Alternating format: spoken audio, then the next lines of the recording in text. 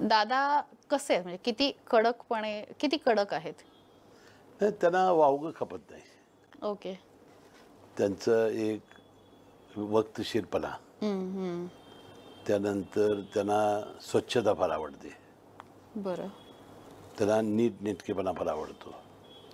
संस्थेमध्ये पारदर्शीपणा न कारभार झाला पाहिजे यावर त्यांचा अट्टहास असतो.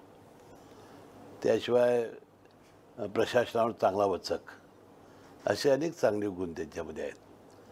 थोडासा माणूस स्वभाव म्हणून थोडासा त्यांना वावगं नसल्यामुळे ते कधी कधी रागवतात, पण तितकी प्रेमळ आहेत. त्यामुळे काय त्याचा रागवण्याचा फारसा आम्हाला अनुभव आहे की बाबा दुसऱ्या तासाला ते ओके होणार.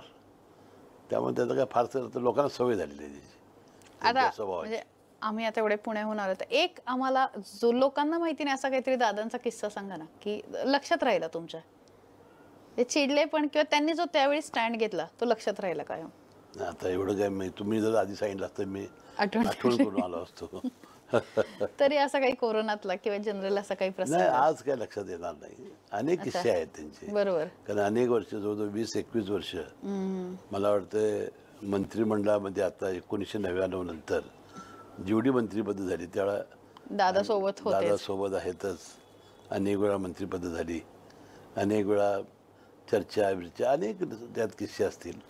पण तू कधी तर पुढच्या बैठकीत आठवून सांगेन तुम्हाला मी. दादांना खायला वगैरे काय आवडतं तुमच्या घरी आल्यानंतर? मटण. स्पेशल फरमाईश? मटण मटण आवडतं. मटण आवडतं. मटण चांगलं कोल्हापुरी मटण. बर. तांबडा पांढरा वगैरे? तांबडा पांढरा फार आवडतो त्यांना. अच्छा. नेता का कधी का कसं म्हणजे ते आल्यानंतर? ते आले की त्यांना माहिती असतं बरोबर त्याची व्यवस्था करतो. आणि ते निर्व्यसनी आहेत. होय होय. म्हणजे सुपारीचं खाण तो कधी खाल्लेलं मी नाही बघितलं. आम्ही पुण्यामध्ये जेव्हा काम करतो ना असं लक्षात येतं की अजित पवारांना याच्यामध्ये खास इंटरेस्ट असतो. कसं बांधलेलं आहे, काय बांधलेलं आहे, खुर्च्या कशा, खूप छोट्या छोट्या गोष्टी तुम्ही पण बघता त्या? नाही, मी बघतो, परंतु ते जास्त बघतात. मी त्यांना विनोदानं म्हणतो पूर्वजन्मी हे आर्किटेक्ट असावेत. म्हणजे त्यांना फार त्याचं बांधकाम. ते नवीन बिल्डिंग वगैरे बघायला आल्यावर पायऱ्यांपासून कुठलीच झाडं लावली? अजून माझ्या घरात त्यांना नेलं नाही.